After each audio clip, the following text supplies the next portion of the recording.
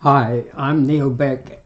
I was a doctor in Perth, Western Australia for 53 years and have 500,000 consultations, home and hospital visits in that time, mostly as a family doctor, but I had my own addiction clinic for 5 years in which I treated 5,000 addicts in 40,000 consultations. And because we hadn't had a medical school in Western Australia until 1959, in the early days family doctors did a lot of things that are done now by surgeons and physicians and obstetricians and so on. So I helped 800 babies into the world and treated a lot of gut, chest and head problems, and did lots of appendicectomies and tonsillectomies and vasectomies. But what I concluded in the end was that the people who suffered the most and got the worst treatment were people with mental health illnesses who became addicts. And I'm now working very hard to try to revolutionize that field, because I could see that there was never going to be enough mental health carers for all the people who needed mental health care. I've just come back from having a cup of coffee and reading the paper and the Australian, and on the front page of the Australian today there's an article called with the heading "Mental Health System a Failure." Mental health system a failure, and there's a whole lot of discussion of the problems. Well, I saw all of that, and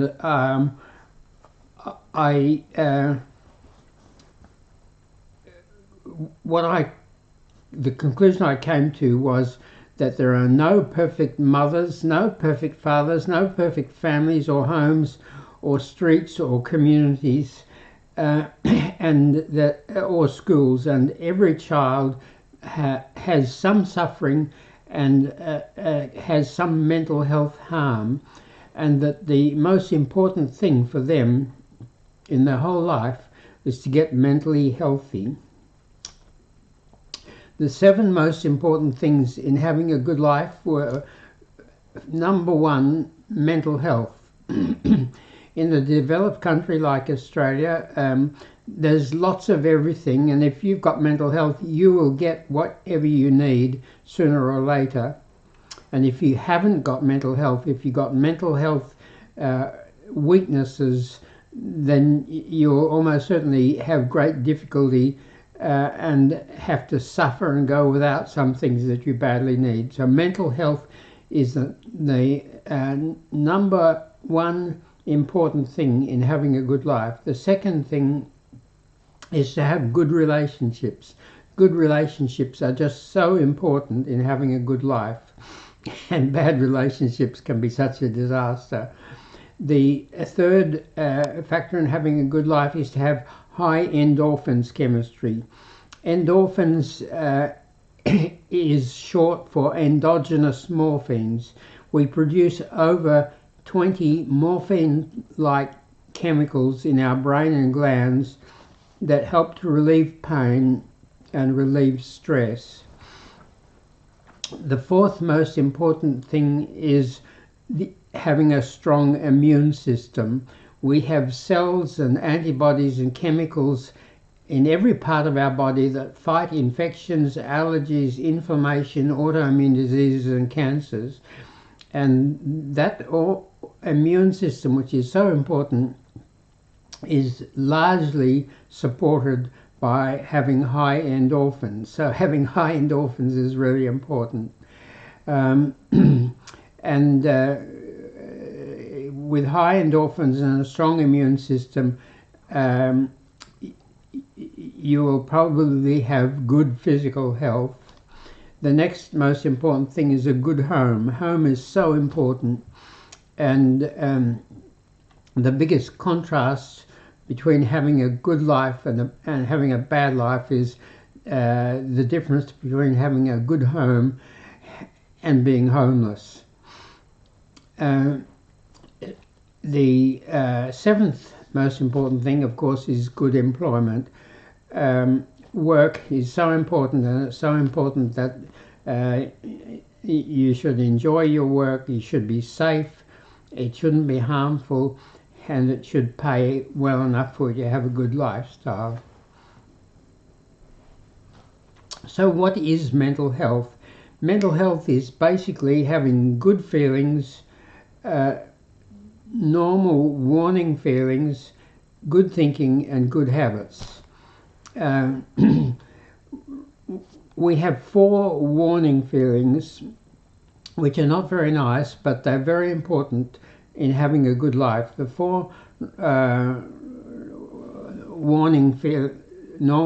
normal warning feelings are anxiety,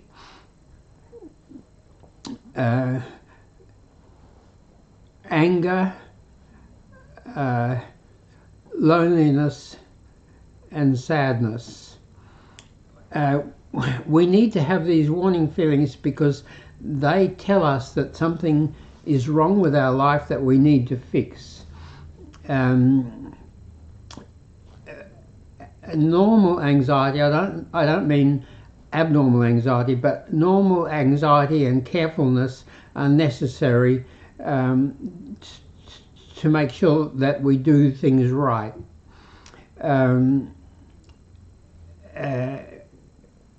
Anger is necessary for us to know that something is wrong and it should be fixed or stopped. And the anger gives us the strength to do that. I don't mean an anger disorder, because one of the serious mental health disorders is irritability, anger, violence disorder.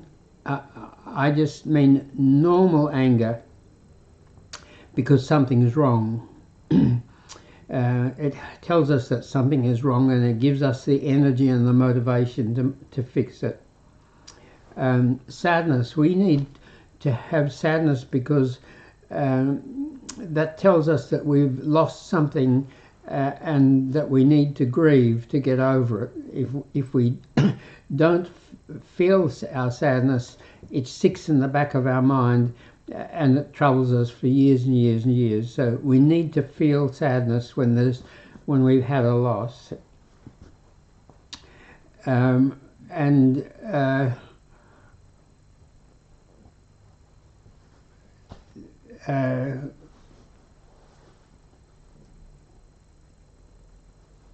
There are 10 main mental health disorders.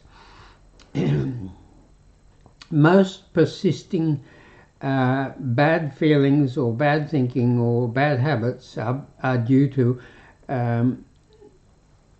usually 2 or 3 of the 10 common mental health disorders. The 10 common mental health disorders are worry, anxiety is the commonest.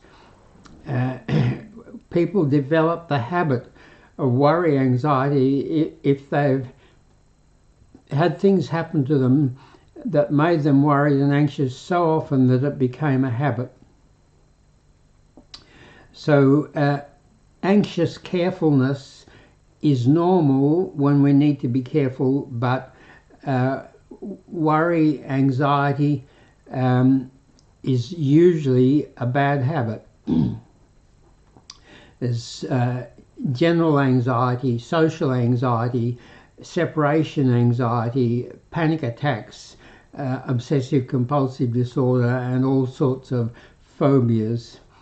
So worry, anxiety. The second main disorder is sleep disorders, difficulty going to sleep or waking up during the night or waking up far too early in the morning. The third major mental illness is major depression, feeling very depressed and despondent. The fourth is bipolar disorder, in which people are sometimes high and fast and racy and reckless, and sometimes low and depressed. The next is ADD, ADHD, in which the main features are poor ability to focus and concentrate and impulsiveness. And they have great difficulty focusing and concentrating and doing things, and they're very impulsive and make snap decisions that are often wrong. They may also be hyperactive. Most ADD is ADHD, that's hyperactive, but there are some people who have the daydreaming ADD where they're underactive. The next main disorder is PTSD, post-traumatic stress disorder. Post-traumatic stress disorder is something in which you have a terrible experience that causes you to feel terrible, and it causes physical problems, sweating, shaking, perhaps nausea, perhaps vomiting, perhaps diarrhea, and muscular tension. And if some people, this develops into a habit, so it just keeps on happening, and anytime, anywhere, suddenly they're triggered to have another episode of their post-traumatic stress disorder. The next disorder is what I call PTEF. PTEF is post-traumatic evil focus. Some people have such terrible things happen to them that they can't bear to cope with them, and they try to divert their attention by focusing on something terrible far away, like the CIA or Guantanamo Bay or conspiracy theories. But that's a very miserable way to go, because soon all their the people that they associate with, are all suffering from post-traumatic evil focus. The best way of dealing with something very big that you can't face is that there will always be smaller things, smaller problems with the big problem, and what you do is you find and fix all the smaller problems, and then you feel stronger and happier, and you become more experienced at problem solving, and then you can face and fix the big one. The next one is crashed self-esteem. Some people have very low self-esteem and low confidence. Their early life, there were problems. They came from very poverty-stricken family, or they had very critical parents, and they thought badly of themselves, felt badly of themselves, and suffered from crashed self-esteem and crashed confidence. The next one is schizophrenia. Schizophrenia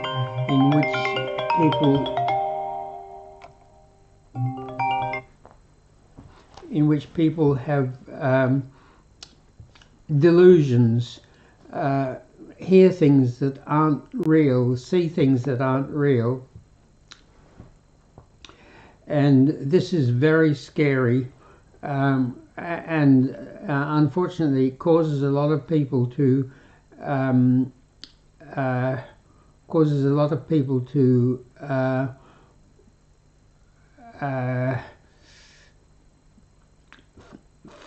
forget to fix other things. They neglect other things, and their family and their carers neglect other things because they're so scared of schizophrenia. So with schizophrenia, it's terribly important to realize that you still need friends. If you got schizophrenia, you definitely need friends, and you need things you love doing, and you need things you love, places you love going to. And then there's autism, where people have difficulty in normal contacts with other people, and they're lonely. There are some strengths with some types of autism, but there are many problems. So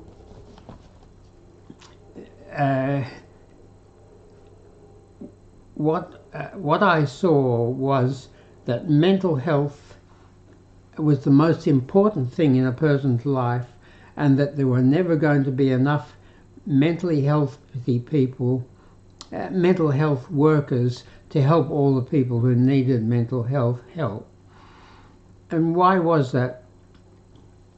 Well, one of the main reasons is that the mental health tools are weak. Everything we do with tools.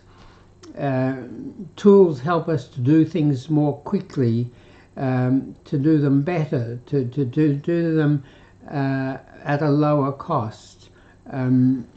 Everywhere we have tools. In the kitchen we have refrigerators, dishwashers, electricity, gas, ovens, electric knives. In the garden we have lawn mowers, and in the garage we have tools for our car, and in industry we have incredibly sophisticated tools. But unfortunately in mental health there are only two main tools, and they've both got great weaknesses.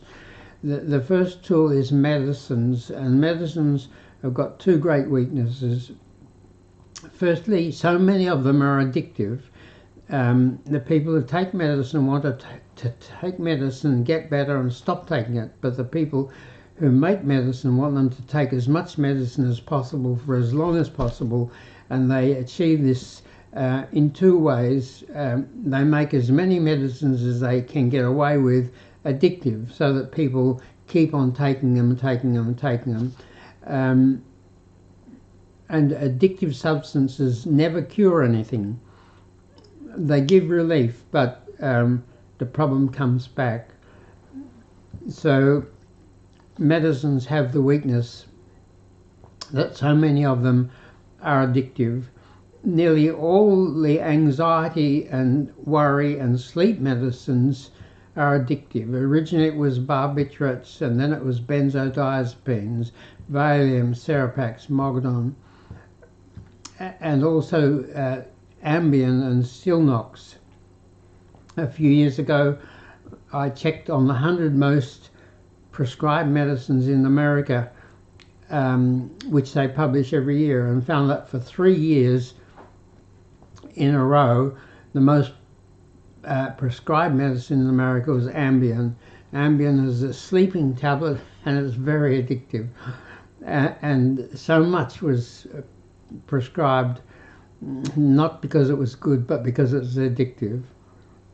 I had one man referred to me because he was taking 17 Ambien Stilnox a day. I had another tragic family where there was a mother, a teenage son and a grandmother, and between them they took about over 30 Ambien Stilnox a day. The grandmother took about 12 a day, the mother took about 8, and the teenage boy who had a head injury drank a lot of alcohol and took a lot of Ambien Stilnox. So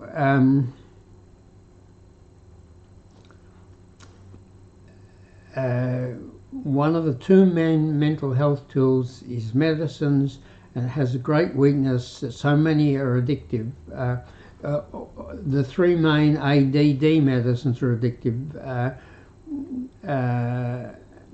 and that causes terrible problems. One year I treated 700 heroin addicts, and a third of them, about 230 of them, had ADD, undiagnosed, untreated. And that's because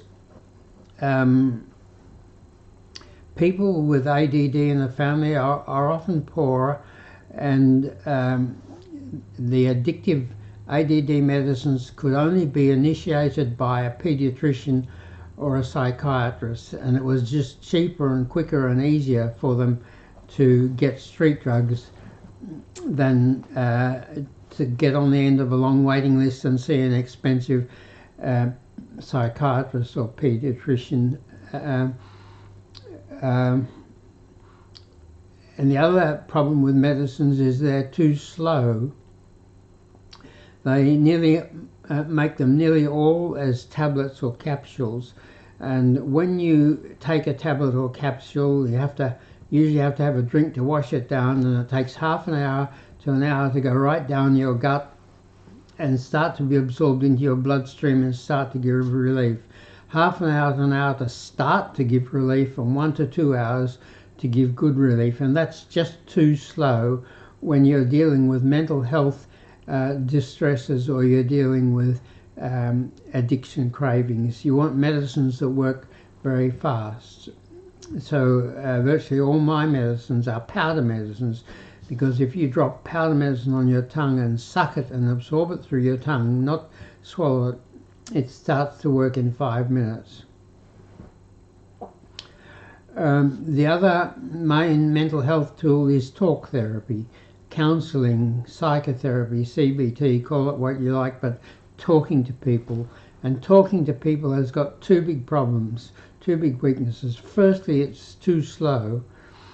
If you see a new patient with mental health illnesses and addiction, you need an hour to go through everything, to find out what their problems are, what probably caused them, what's making them worse, how you can make them better, explain them. You need an hour, and you don't have an hour. Talk therapy is just too slow. And secondly, talk therapy is too expensive, because to be a therapist you have to have at least a 4-year Bachelor of Psychology from a university, or maybe a 5-year Masters of Psychology, or a 6 or 7 year PhD, and to be a psychiatrist takes 10 or 12 years of training. So those people have to be very intelligent, they have to have long training, and they have to be paid well. So talk therapy is costly. So because talk therapy is slow and it's costly, few people can afford to see the private psychiatrists and psychologists, and they mostly queue up on the free government ones, which have got very long waiting lists, and on the waiting list they get much worse because problems cause problems that cause more problems.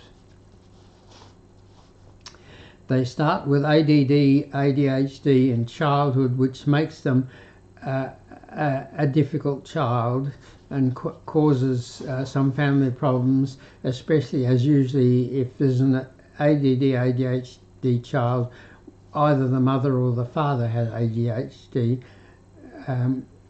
Then they go to, when they get to school, they cause disturbance in the classroom.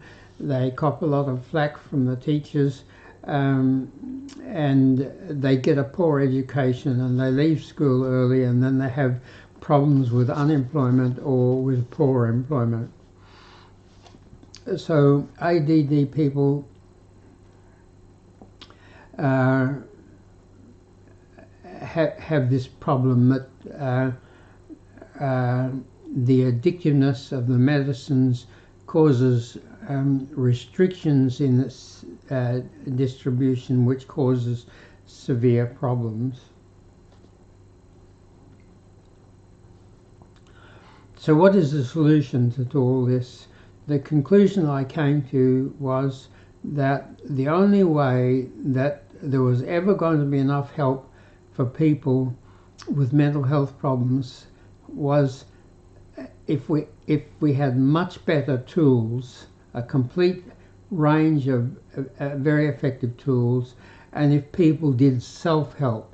People have to learn to use the tools and do a lot of self-help, because if people with self-help can do half the work that needs to be done, then there's enough psychiatrists and psychologists to do the other half. Of course, it's not exactly like that. Some people can do almost everything that needs to be done with the right tools. Some people can do 3/4 of what needs to be done. Some people can do half of what needs to be done. Some people can only do 1/4 of what needs to be done, and some people can do very little. But the workload for the professionals in this area is greatly reduced, so they get on top of it. Because one of the most important things about mental health issues is that they should be found and fixed as early as possible, because problems cause problems that cause more problems. And so many people never get help until they crash. And when they crash, they need so much work that they almost never get completely better. They just get some relief in the worst patches, but they don't get healthy again. So what are the tools? 22 years ago I started to make tools.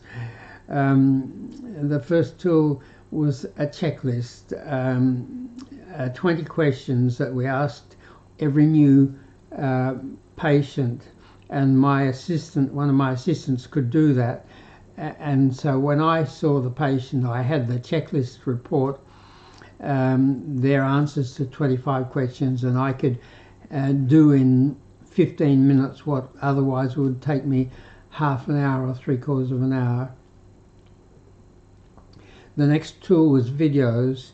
There's no faster, better, more convenient, easier, lower cost way to understand mental health disorders than to watch the right videos on mental health disorders. Of course, everybody has different problems, so there have to be lots of different videos. My first video about 15 years ago.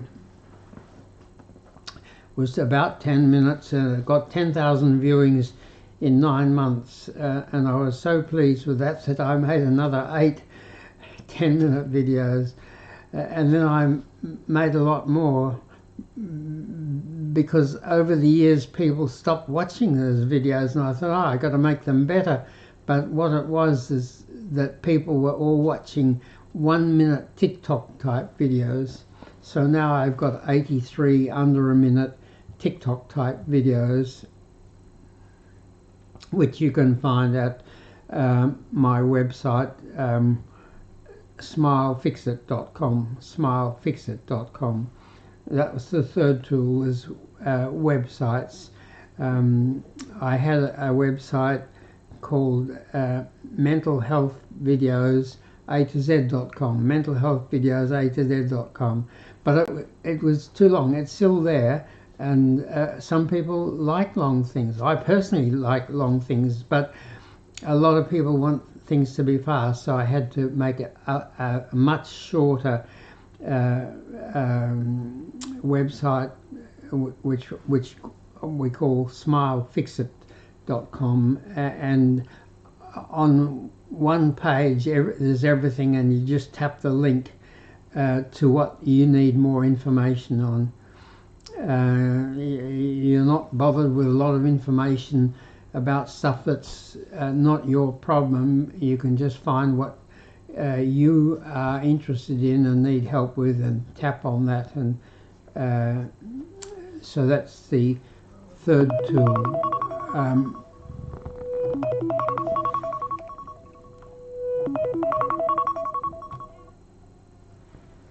Sorry,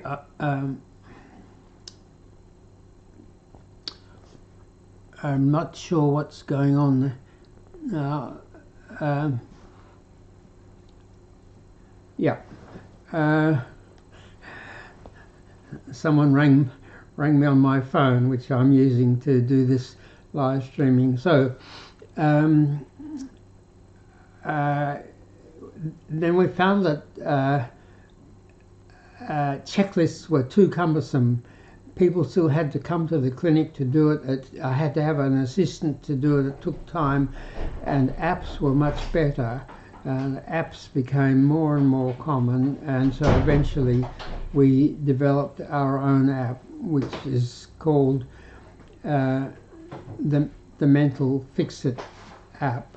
The Mental Fixit app. But unfortunately I made that too long. It had 38 questions, and it took people about 10 minutes to tap their choice of answers to those 38 questions, and that was too long. So we reduced it to 19 questions, which they could do in 5 minutes. And now the Android version we've reduced to 2 minutes, and soon we'll reduce the iPhone version to 2 minutes as well. So you'll be able to, if you've got a problem, you grab your phone, you tap the App Store or the Google Play button, and download in a few seconds the Mental Fixit app, and in either 2 or 5 minutes tap your choice of answers to questions, get an instant report, and the instant report tells you 4 things that you need to know. First of all, which 6 of our under a minute videos will help you most with your particular mix of problems, which is different for everyone. You just want to look at the 6 best ones for your particular problems. It also tells you which medicines are most likely to help you. It also gives you a list of everything that you've tapped as a problem with its score. Every problem gets a score depending on how important that thing is and how severely you've got it. So most people who've got mental health problems have got 3, 5, 7, 8, 9 problems, and you need to know them all.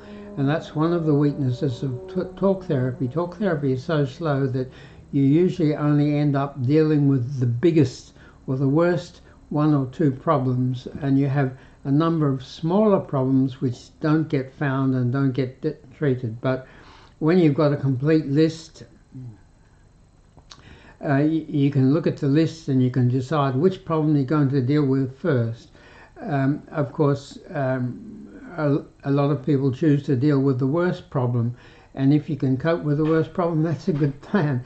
But if the worst problem is too big, well, knock off a couple, 2 or 3 or 4 of the smaller problems, which you can do with the help of our tools, and then you'll feel better, you'll feel stronger, and you'll have more practice at fixing problems, and then you'll be able to fix the big ones. And the fourth thing that the Mental Fix It app instant report tells you, it gives you a graph of your total scores, because you keep on repeating this Mental Fix It app, and each time it adds up the scores of all your problems to give you a total score and puts that in a graph. And if you're on the right treatment, your total score graph should be getting better. If it's getting better quite quickly, well, that's fantastic. You're on the right treatment. Keep going.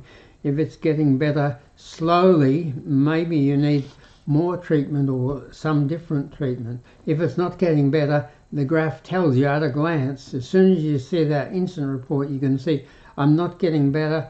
I've got to change the treatment. The fourth tool is live streaming, which is what I'm doing now, because what we've found is that lots of people not only love watching under a minute videos, they love watching live streaming. So I do the live streaming on Wednesday, Friday and Saturday evenings at 7 p.m. Perth time, and Sunday morning at 9 a.m. Perth time, and try to cover the most important aspects of having a good life, which is mental health and relationships and the other things we've mentioned.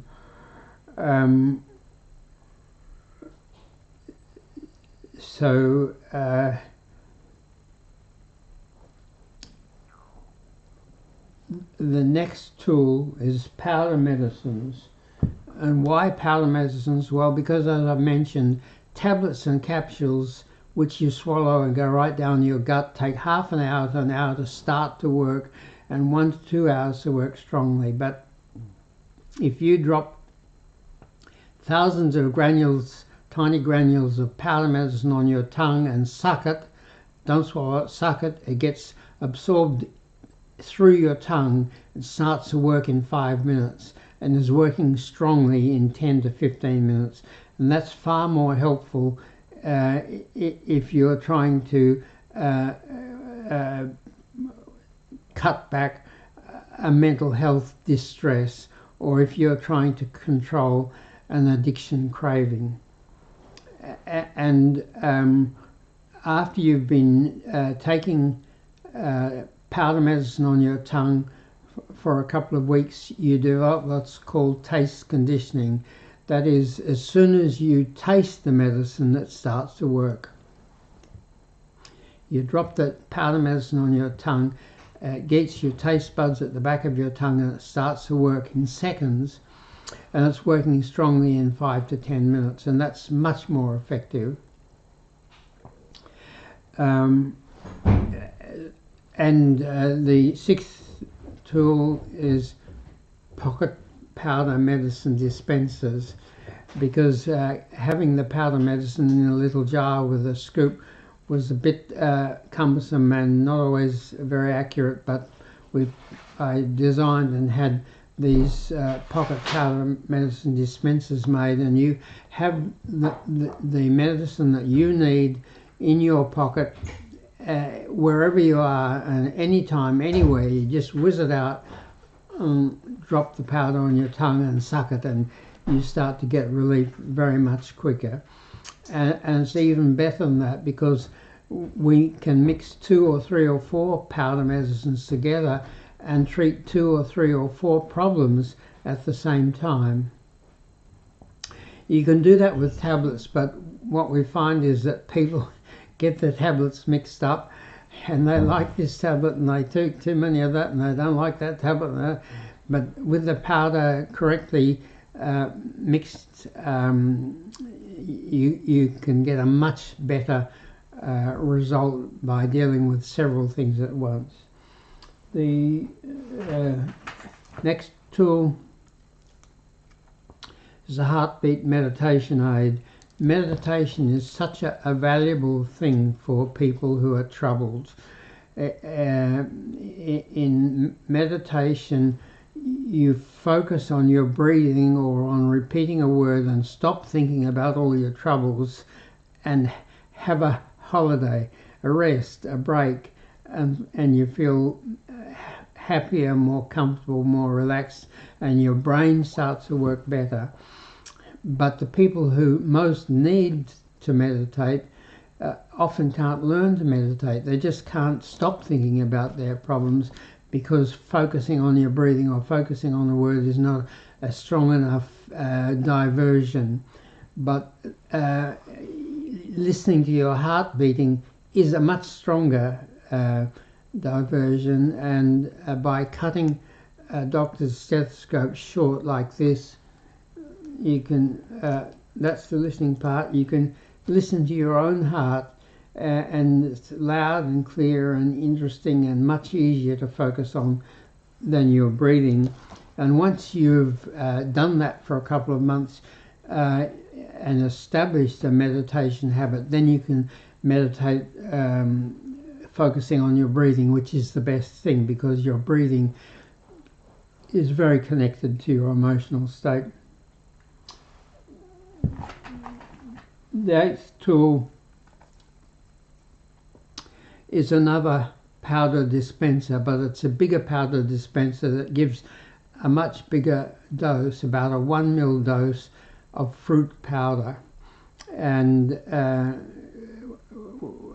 you have this lovely tasty fruit powder in the dispenser in your pocket. My favourites are vanilla and chocolate. And you just, anytime, anywhere, you whiz it out and drop the lovely tasting fruit powder on your tongue, which has got no sugar or a tiny bit of fructose fruit sugar, but not cane sugar, and very low calories and got fibre in it, which is good for our gut. And you can do that to make habits and to break habits. If you're a chocoholic and you eat a lot of chocolate, every time you think of having some chocolate, you can instead just have a lovely taste and focus on that lovely taste and try not to think about the chocolate or the lollies or the cake or the biscuits or the drink that's full of sugar. You can do that with smoking as well. Instead of, when you think of having a cigarette, you just have a lovely taste instead and you focus on that. Because the way that you break bad habits is you delay them and you do less of them, and that weakens their underlying triggers and electrical and chemical messages.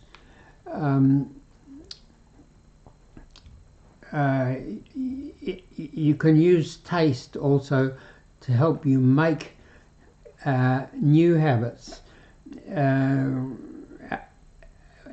Habits are 60 to 65% of our life. Our brain is so busy that it can't do everything consciously. It has to turn anything that we do often into an automatic unconscious habit that just happens, and it focuses its time and concentration on the difficult things, on the things that we don't do very often, on the new things that we're learning.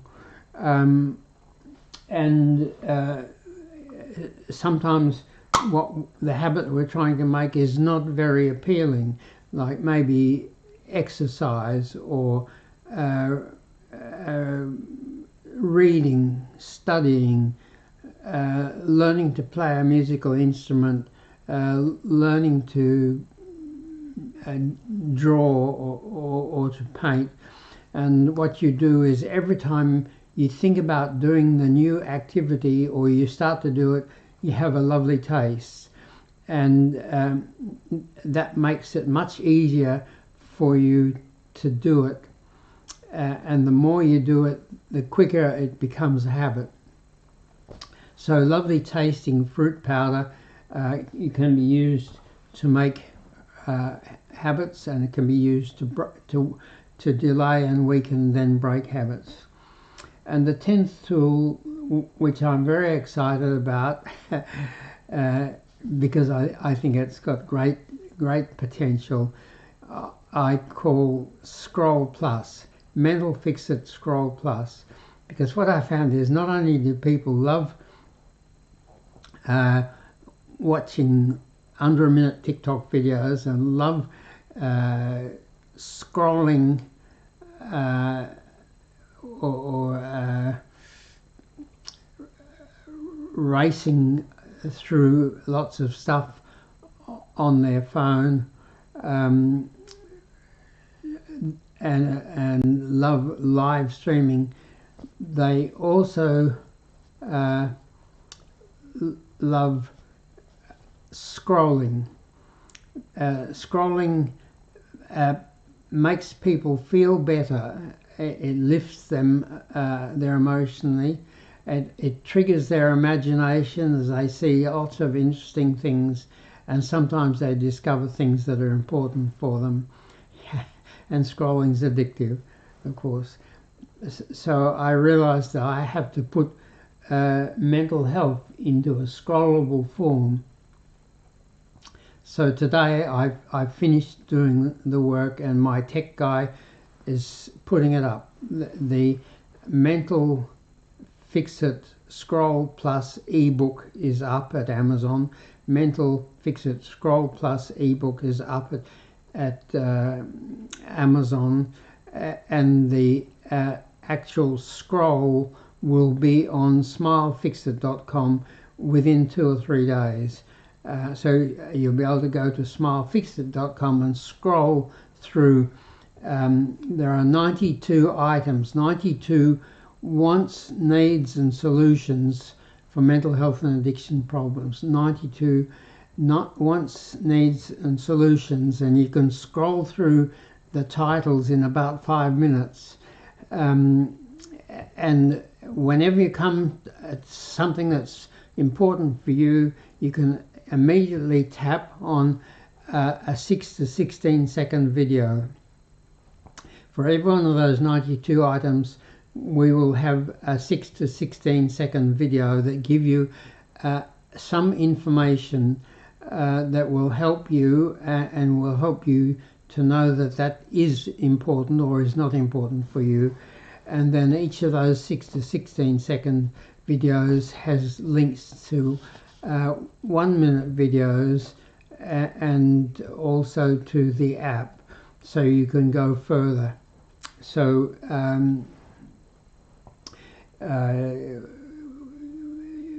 very soon you'll be able to do the smile. You'll be able to do the Mental Fix-It Scroll Plus as a scroll at smilefixit.com, or as an ebook, or as an audio book at Amazon.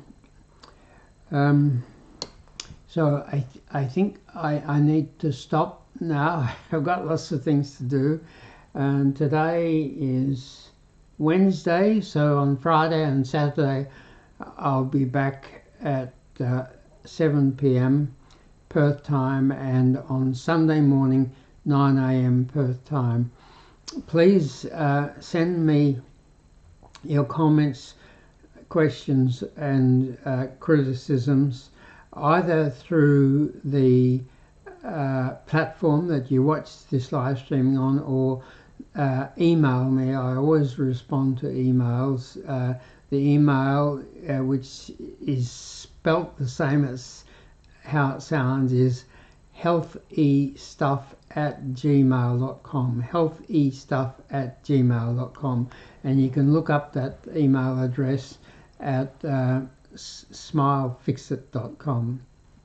Thank you for watching, and I'll be back again on Friday.